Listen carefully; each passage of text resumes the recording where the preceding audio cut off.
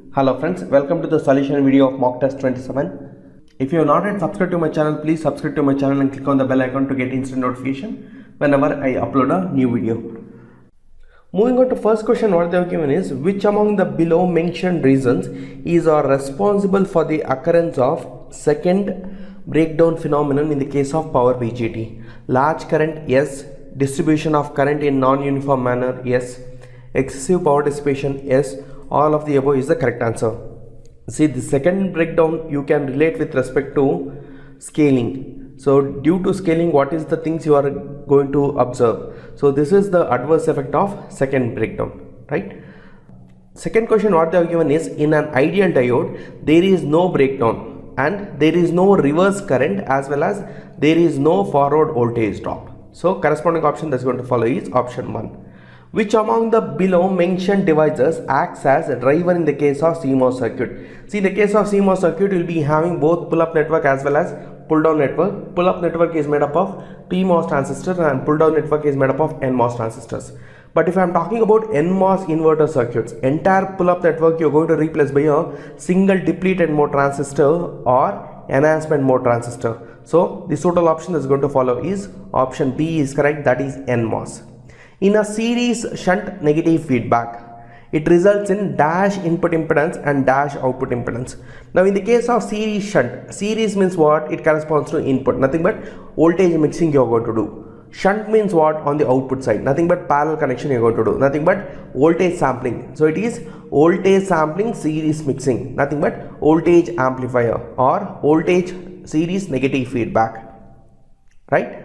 So in this case, input impedance increases, output impedance decreases. So option B is correct. In the case of current amplifier, input impedance decreases, output impedance increases. Transconductance increases. In the case of trans resistance, decreases and decreases. How much amount it is going to increase or decrease means it is 1 plus A beta.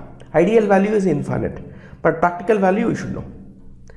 Which resistance plays a significant role in stabilization of Q point for self-biasing circuit of BJT? Drain is not a terminal in the case of BJT, so you can just eliminate this drain resistance. Which is the one which is going to play a prominent role means it is emitter resistance, because if you are connecting emitter resistance, it is going to provide stabilization, also it is going to provide a feedback. So emitter resistance is correct. An ideal op-amp acts as voltage controlled voltage source. You can realize op-amp as voltage controlled voltage source, voltage controlled current source, current controlled current source, current controlled voltage source. But ideally, if I am speaking, it is voltage controlled voltage source. The most commonly used semiconductor material is silicon, because silica is nothing but sand which is bulky available. A transistor has a current gain of 0.99. Current gain in the case of common base configuration. Common base configuration means output is collector current and input is emitter current, so it is alpha. What they are asking is its current gain in common collector configuration, nothing but what? Output is emitter current and input is base current, that is gamma. So we know that beta equals to alpha divided by 1 minus alpha, that is 0.99 divided by 1 minus 0.99, I will be getting 99. Gamma, which is equals to 1 plus beta, that is 1 plus 99, which is equals to 100. A thermistor is a thermocouple, thermometer, miniature resistance, heat sensitive, explosive. So a thermistor is a miniature resistance. Option 3 is correct. Power diodes are generally made up of silicon diodes, nothing but it is made up of silicon. So option 1 is correct. So once you finish with the mock test, what you have to do is you have to click on next and you have to give the feedback, rate the quality of mock test. Say if the mock test is moderate, so you can click on moderate and you have to click on submit.